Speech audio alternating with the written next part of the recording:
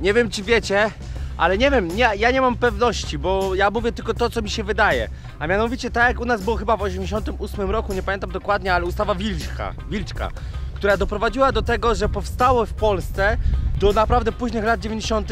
mnóstwo małych firm, takich tak zwanych small business. I na czym to polega? A właśnie na tym, że ktoś sobie przy swoim domu zrobił takie coś w stylu, nie wiem, otoczki typu garaż, karszera kupił i co? I myje samochody. I w ten sposób zarabia na co? Na życie.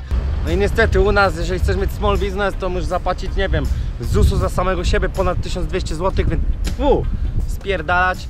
Osobiście będę szczery, ja założę firmę, jeżeli będę zakładał, to prawdopodobnie zarejestrują w Czechach. Jeżeli mi ktoś powie, że to jest antypatriotyczne, to ja powiem, czy patriotyzmem jest zabieranie 1200 zł od gościa, który nie wiem, od pani, która założyła sobie malutki zakładzik krawiecki i skróca ludziom spodnie. Wiecie, ile ona musi pracować, żeby chociaż sam ZUS zapłacić? To jest bez sensu, ja to mam w dupie. Ja mam swoje zasady, uważam, że każdy człowiek powinien się nimi kierować w życiu, więc jedną z zasad jest nie dawanie dupy. Dziękuję.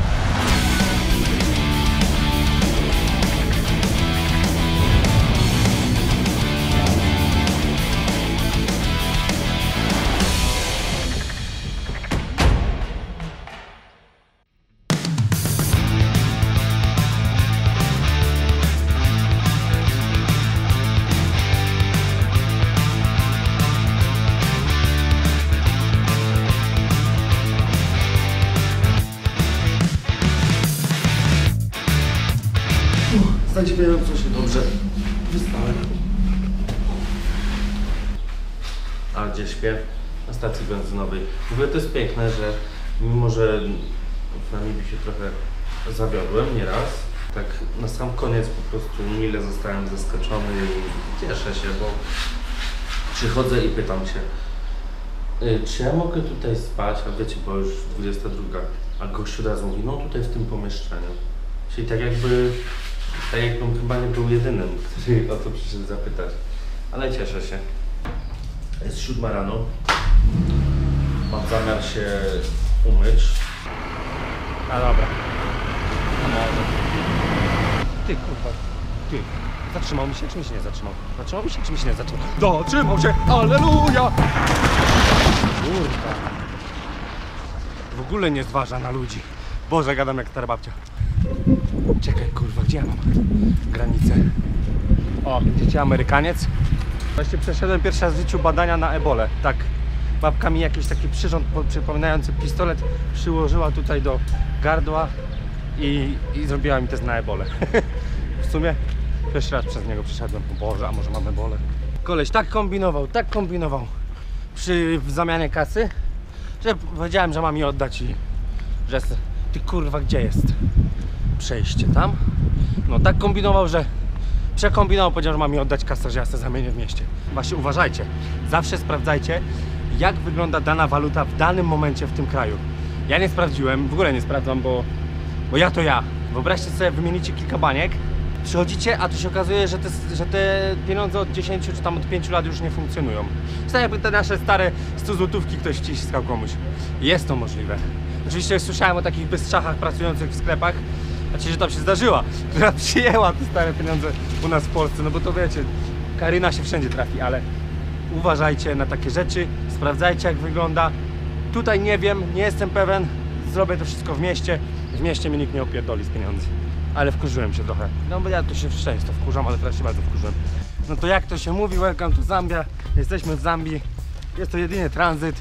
Będę tutaj do 4 dni. Dlaczego? W Zambii nic nie ma do zwiedzania, oprócz parków narodowych, do których do każdego, mówiąc delikatnie, trzeba by było mieć między 500 a 1000 zł, więc ja już nie będę inwestował, bo w sumie jeszcze nigdy nie zainwestowałem aż tyle w park. Idę łapać stopa.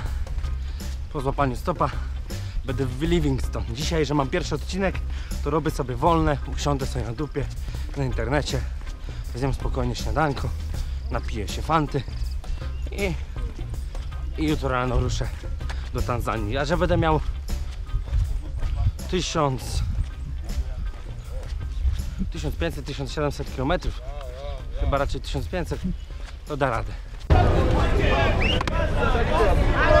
Muszę chować kamerę, kochani, bo się bić zaczęli. i wynieśli typa. A co ja robię w autobusie? Wyjeżdżam poza miasto, a po wyjechaniu z miasta mogę łapać stopę. Jest źle, bo bardzo pada, dlatego tak wyjeżdżam z miasta. Jeszcze raz dzisiaj prawie komuś przyjebałem, bo mnie zaczął łapać za dłonie. Nigdy, niech mnie nikt nie łapie za dłonie. No chyba, że jakaś ładna koleżanka. Kolejna walka.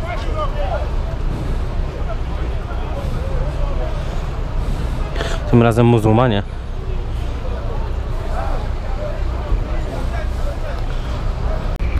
No i jak to się mówi, biedna Afryka, ale stadion narodowy niczego sobie. Jak widać, stać ich na stadiony. Ale w sumie wydobywają miedź. Jak ma być ich nie stać.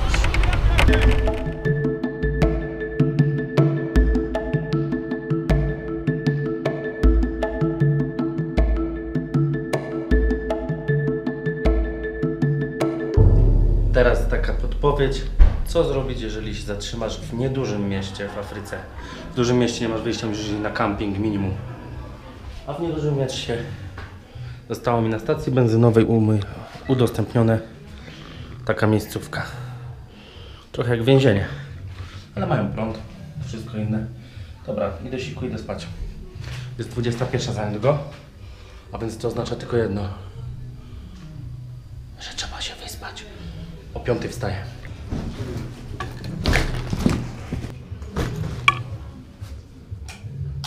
Ty mają normalnie nowy prąd.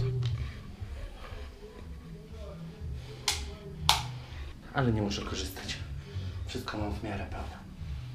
Dobra, rozbieram się i idę spać. 5:35. Dlaczego tak wcześnie wstaję? Pozostało mi 1450 km.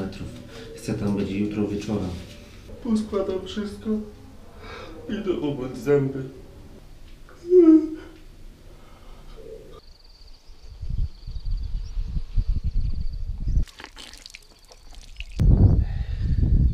Dobra, idę łapać stopa. Mamy godzinę 6:00, co oznacza tylko jedno. Odstawiamy autostopa. I będzie ciężko. Na pewno będzie ciężko. Wiecie dlaczego? Bo nic tu nie ma. Oprócz kilku ciężarówek, które czekają, ale każda jest obrócona w stronę Lusaki, czyli w stronę stolicy. Ale to nie jest tak, że się poddamy, bo się nigdy nie poddajemy. Mapika 230. O, dobrze, że tutaj jest ten napis Mapika, bo ja zawsze zapominam, gdzie chcę jechać. I pan się pyta, gdzie jedziesz, gdzie jedziesz? Ja mówię, no prosto. Albo Tanzania, tylko że kurwa Tanzania jest 600 km stąd. I ja mu powiem, że jadę do Tanzanii. To on takie zdziwienie ma. I mówi, ale ja nie jadę. O, czekajcie, jedzie ciężarówka. Autobus. Mapika. To jadę do... No. No i gościu kurwa coś mi chce sprzedać. No i chowam kamerę, bo mnie chuj strzeli. Ej, śmiało mogę powiedzieć, że jestem szczęściarzem. O 7:20 złapałem stopa 500 km na granicę. Na samą granicę jadę. Podejrzewam, że będę o godzinie 12-13 na granicy. Więc mówiąc szczerze, jutro około południa będę już w Dar es Salaam. Fajne rzeczy się dowiedziałem. Tutaj gościu jest bardzo, bardzo komunikatywny i dowiedziałem się, że tak, po pierwsze, najładniejsze murzynki są w Rwandzie. Dlaczego? Jak on to powiedział? Wyglądają jak Europejki, ale są czarne. Więc w sumie weźcie sobie, wyobraźcie, to może być nawet niezłe, nie? Zresztą nasze dziewczyny na szczęście już dawno temu miały jakąś taką modę, że tylko na solarium chodziły, nie? Czym bardziej brązowa, tym bardziej ładna. No ale cóż, kolejna sprawa. Tanzania jest podobno bardzo tania. I wszystkie teraz te kraje też. Poza tym HIV jest, ale mało. I tłumaczył mi, jakie dziewczyny mam, za jakimi dziewczynami mam się rozglądać, a za jakimi nie. No wiecie jak jest, nie? No, koleżanki, no lubię. Tym bardziej, że już 3. miesiąc jestem prawie w podróży, więc brakuje koleżanek, więc wiecie jak jest. A poza tym jadę na samą granicę.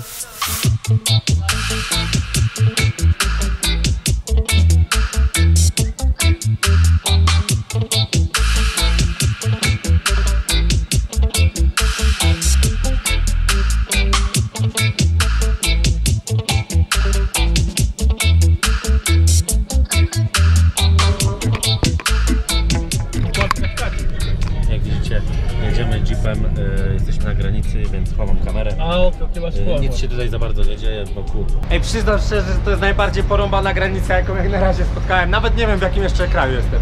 Czy już minąłem Zambię, czy jestem w Tanzanii, ale na 90% jestem w Tanzanii. I jestem prawie tego pewny, bo minęliśmy coś, co wyglądało jak granica. Więc załatwiam ogólnie wizę, tutaj muszę zapłacić 50 dolców. Tak, wiza prawie w każdym kraju jest 50 dolców. Ale nie jest źle, do Mozambiku jest 70, a do Zimbabwe 30. Opowiem wam szybką historię. Niestety przed chwilą musiałem skasować film. Dlaczego? Wyobraźcie sobie, że tutaj na granicy zatrzymała mnie policja. Czyli policjant i chyba żołnierz. I wyobraźcie sobie, że ogólnie, no wiadomo, na każdej granicy nie można kręcić, ale udawałem debila, nie? I tak dalej, i tak dalej. I mówili, że mnie aresztują i w ogóle tak dalej, że mnie zatrzymają tutaj na jeden dzień, tutaj, czyli ja już wiedziałem, że chodzi o kasę. Ogólnie zrobiłem tak, że zacząłem zbierać swoje rzeczy, wziąłem swój ręczniczek nawet taki i mówię, no dobra, to ja idę do aresztu. Co? I wiecie, jak przez chwilę tego, a mój kierowca już z nimi gada, nie? I się śmieje, nie? No i na to wyszło, że oni, wiecie, oni do mnie, no to teraz cię upomnimy, nie zamkniemy cię, ale cię upomnimy. Czyli już wiedzieli, że nie dostaną pieniążków, więc zrezygnowali. Szkoda, że musiałem poprzedni film usunąć, ale w sumie nic na nim ważnego nie było. Właściwie to głupio zrobiłem, bo oni się jeszcze wkurwili, że go usunąłem. Ale wiecie, próbowałem zrobić to tak, żeby się odczepili, no ale niestety no nie mam za często doświadczenia. Co zrobić, jak cię zatrzyma policja w oczywistej sprawie korupcji? No cóż, wszystko załatwione, ale teraz mój kierowca musi zapłacić $100 amerykańskich łapówki za to, żeby jego auto przekroczyło granicę dziś, a nie za 3 dni. No to się nazywa, kurwa, po prostu biznes. I w tej, w ogóle oni się mnie pytają, to ty nie wiesz, że nie można kręcić na granicy? Ja mówię, no ja nie wiem, ja jestem z Europy, my nie mamy granic. Kurwa, ale się śmiałem. No wiecie, trzeba udawać debila, nie? Wiecie, byleby przetrwać. Mam nadzieję, że mój kierowca jest wypoczęty psychicznie i stwierdzi, chuj, jadę ile się da. No bo nie chce mi się łapać stopa, kiedy już złapałem na tyle kilometrów. Razem przejechaliśmy 500 kilometrów. O Boże. Ananas pokrojony.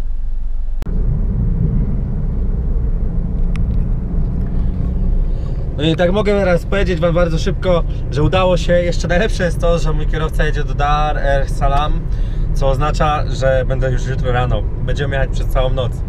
Nie będę spał, albo będę może czasem spał, ale ogólnie muszę mu towarzyszyć i z nim rozmawiać, żeby przypadkiem nie doszło do sytuacji, że zaśnie, bo wtedy oboje idziemy do ziemi. Po to mnie prawdopodobnie wziął i po to chyba, znaczy w sumie to miał nie jechać, tylko miał gdzieś spać, ale chyba wyczuł klimat, że ma kogoś ze sobą, więc może jechać i może z kimś rozmawiać. To samo róbcie, jak jedziecie z kierowcą ciężarówki, czy z innym kierowcą, który potrzebuje tego, żeby z wami pogadać. Nieraz mi się ktoś zatrzymuje i mówi, chłopie, jadę już 15 godzinę, ale muszę tu dojechać. Lekko już, wiecie, nie daję rady, więc wiecie, o co chodzi. Trzeba z tym dać radę. A teraz opowiem wam, jak wygląda przydrożny handel, a mianowicie kobitki, które sobie hodują tutaj, że tak powiem, przy swoim ogródku jakieś dziwne rzeczy, później sprzedają przy drodze. Mają na tyle pieniążków, żeby żyć, więc nie są biedni, bo czego potrzeba do życia oprócz jedzenia? Jak widać, bo widzę domy, są, więc znaczy, że nie są biedni, bo masz dom, nie kapie ci na głowę, masz co jeść, nie jesteś biedny. Nie musisz mieć telefonu, to jest dobro luksusowe. Żyjemy w samochodzie czy motorze. Właśnie zaproponowano mi jedną z dziewcząt na żonę. Ważne, jestem biały, a każda mama tutaj, że tak powiem, marzy o tym, żeby jej córka czy syn miał drugą połówkę białą.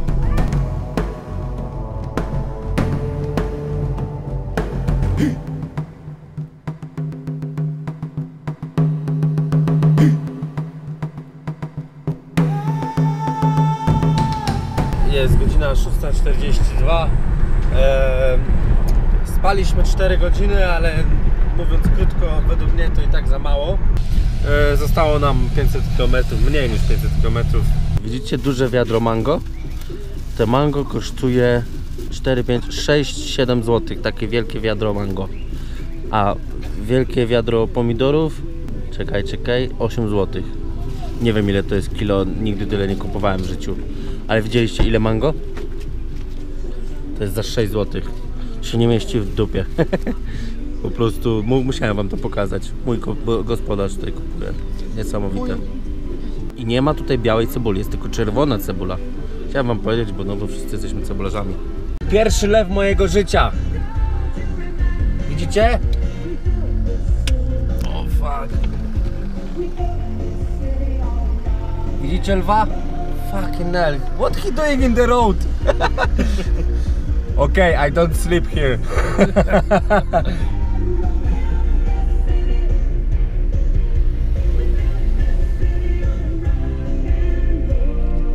Ej, właśnie widziałem pierwszy raz w życiu lwa i on naprawdę jest przy głównej drodze. To jest droga krajowa, można ją porównać jak droga z Częstochowy do Warszawy. I sobie lew chodzi przy drodze, no kurde. It's my first time, you know, I never see lion, only in the zoo. Only the zoo? Yes, I'm happy now. Okay, yeah, it's true. Now I need only see giraffe and I see everything in my life. Oh, serious? For Africa, yes. Oh, no. Nie wiem czy widzicie, ale pierwszy raz w życiu właśnie widzę żyrafę i małą żyrafę. With the baby. Yeah. Widzicie? 3, 2, 1, kolejne żyrafy. Hello! I love giraffe. Yeah. Yeah.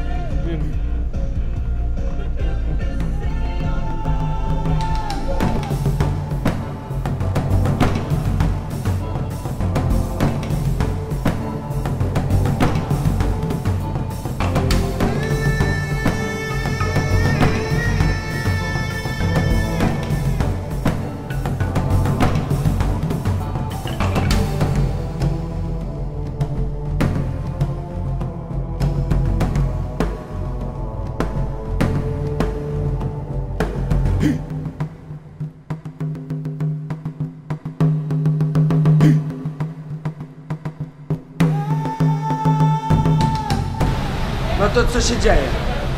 Gdzie idę? No to wam szybko padam. W ogóle jestem w Dar es Salaam i idę spotkać się w porcie z Polakami. A dlaczego? Oprócz tego, że wiadomo, że sobie pogadamy, będzie miło, sympatycznie, wreszcie tak wiecie, face to face po polsku, to poza tym przekazuję materiał, który właśnie będziecie oglądać, albo będziecie, no nie, właśnie tego nie będziecie, bo każdy materiał już mam. Więc ten, który oglądaliście, a plus do tego jeszcze przekazuję pieniążki, które kolekcjonuję, że tak powiem, z każdego kraju. Dlaczego teraz przekazuję? Bo się boję, że w następnym kraju mi zabierze policja albo ktoś, albo mnie okradną.